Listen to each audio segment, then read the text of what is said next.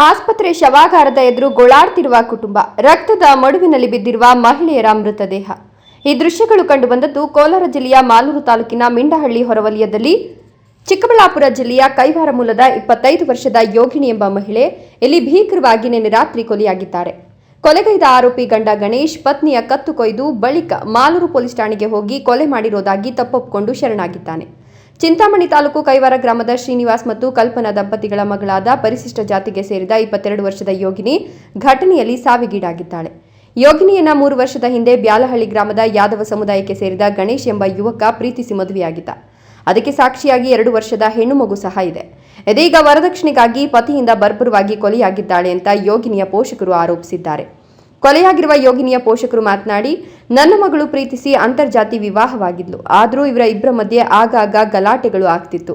ಹಲವು ಬಾರಿ ನ್ಯಾಯ ಪಂಚಾಯಿತಿಗಳನ್ನ ಮಾಡಿದ್ವು. ಆದ್ರೆ ಇದೀಗ ಇದು ನನ್ನ ಮಗಳ ಕೊಲೆಯಲ್ಲಿ ಅಂತ್ಯವಾಗಿದೆ. ಅವರಿಬ್ಬರ ನಡುವಿನ ಜಗಳಕ್ಕೆ ಮುಖ್ಯ ಕಾರಣ ಗಣೇಶ್ ಕುಡಿತ ಮತ್ತು ಗಾಂಜಾ ಚಟಕ್ಕೆ ದಾಸನಾಗಿದ್ನು.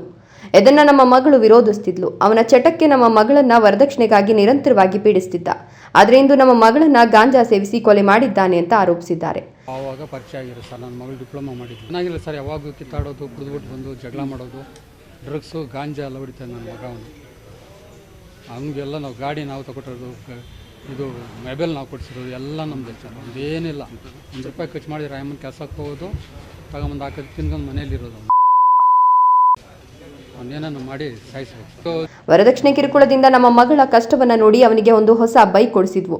ಜೊತೆಗೆ ಹಣವನ್ನ ಕೊಟ್ಟು ಅವರ ದಾಂಪತ್ಯ ಜೀವನದಲ್ಲಿ ಸಮಸ್ಯೆಗಳು ಇರದಂತೆ ಜೀವನ ಸಾಗಿಸಲಿ ಅಂತ ನೋಡ್ಕೊಂಡಿದ್ವು. ಆದರೂ ಈ ದಿನ ನನ್ನ ಮಗಳನ್ನ ಬಲಿ ಪಡೆದಿದ್ದಾನೆ ಅಂತ ಆರೋಪಿಸಿದ್ದಾರೆ. ಅವನೇ ನಮಗೆ ಸ್ವತಃ ಕರೆ ಮಾಡಿ ನಿಮ್ಮ ಮಗಳನ್ನ ಕೊಲೆ ಮಾಡಿದ್ದೇನೆ, ಬಂದು ತೆಗೆದುಕೊಂಡು ಹೋಗಿ ಅಂತ ಕರೆ ಮಾಡಿ ಹೇಳಿದಾಗ ಅವನ ಮಾತನ್ನ ನಾವು ನಂಬಲಿಲ್ಲ. ಅವನು ಕುಡುಕ, ಬಾಯಿಗೆ ಬಂದದ್ದನ್ನ ಮಾತಾಡ್ತಾನೆ ಅಂತ ತಲೆ ಕೆಡಿಸ್ಕೊಂಡಿರ್ಲಿಲ್ಲ. ನಂತರ ಪೊಲೀಸರು ಕರೆ ಮಾಡಿ ಕೊಲೆ ವಿಚಾರ ತಿಳಿಸಿದ ನಂತರ ನಿಜ ಅಂತ ನಂಬಿ ನಾವು ಬಂದು ನೋಡಿದಾಗ ಘಟನೆ ತಿಳಿದಿದೆ. ಗಣೇಶ್ ಅನ್ನೋರ ವೈಫು ಯೋಗಿನಿ ಅನ್ನೋರದು ಒಂದು ಕೊಲೆ ಆಗಿದೆ ಅಂತ ಅಂದ್ಬಿಟ್ಟು ನಮಗೆ ಪೊಲೀಸ್ ಠಾಣೆಯಿಂದ ಇನ್ಫಾರ್ಮೇಷನ್ ಬಂತು. ಅದು 7 ವರ್ಷದ ಒಳಗಡೆ 2 ವರ್ಷ ಆಗಿದೆ ಮದುವೆ ಆಗಿ ಅಂತ ಅವ್ರ ಪೇರೆಂಟ್ಸ್ ತಿಳಿಸಿದ್ದಾರೆ. ಲವ್ ಮ್ಯಾರೇಜ್ ಅಂತ ಹೇಳ್ತಾ ಇದ್ದಾರೆ.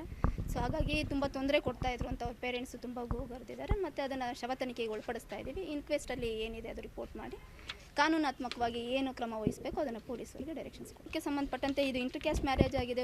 ಎರಡನೇದು ಇವರು ಚಿಂತಾಮಣಿ ತಾಲೂಕು ಕೈವಾರದವರು ಹೆಣ್ಣು ಮಗು ಅಂತ ಹೇಳುತ್ತೆ. ಅದಕ್ಕೊಂದು ಹೆಣ್ಣು ಮಗುನೂ ಇದೆ, 1.5 ವರ್ಷದ ಒಂದು ಮಗು ಸಹ ಇದೆ. ಸೊ ಅದಕ್ಕೆ ಸಂಬಂಧಪಟ್ಟಂಗೆ ನಮ್ಮಲ್ಲಿ ಏನಿದೆ ಇಲಾಖೆಯಡಿ ಪರಿಹಾರ ಏನು ಕೊಡಬೇಕು ಅದನ್ನು ಕುಟುಂಬಕ್ಕೆ ಒದಗಿಸುವಂಥ ವ್ಯವಸ್ಥೆನ ಮಾಡ್ತೀವಿ. ಒಟ್ನಲ್ಲಿ ಪೋಷಕರ ವಿರೋಧದ ನಡುವೆಯೂ ಅಂತರ್ಜಾತಿ ಮದುವೆಯಾಗಿದ್ದ ಪ್ರೇಮಿಗಳು ಮುಂದೆ ಸುಖವಾದ ಜೀವನದ ಕನಸು ಕಂಡಿದ್ರು. ಆದರೆ ಹೆಂಡತಿಯ ಮೇಲಿನ ಅನುಮಾನದಿಂದ ಪತ್ನಿಗೆ ಕಾಟ ಕೊಡಲು ಆರಂಭಿಸಿದ್ದ ಗಾಂಜಾ ವ್ಯಸನಿ ಗಂಡನ ಕಾಟ ತಾಳಲಾರದೆ ಮನೆ ಬಿಟ್ಟು ಬಂದಿದ್ದ ಮಹಿಳೆ ಮುಂದೆ ಸ್ವತಂತ್ರ ಜೀವನ ಕನಸು ಕಂಡಿದ್ಲು. ಆದರೆ ಅನುಮಾನ ನೆತ್ತಿಗೇರಿಸಿಕೊಂಡಿದ್ದ ಗಂಡ ಪತ್ನಿಯನ್ನೇ ಬರ್ಬರವಾಗಿ ಕೊಲೆಗೈದು ಜೈಲು ಸೇರಿದ್ದು ಆತ 1.5 ವರ್ಷದ ಮಗುವಿನ ಹಾರೈಕೆಯೇ ನೊಂದ ಪೋಷಕರಿಗೆ ಸವಾಲಾಗಿದೆ. ದೇವಪ್ಪ ಮತ್ತು Keshav, A news TV, Malur.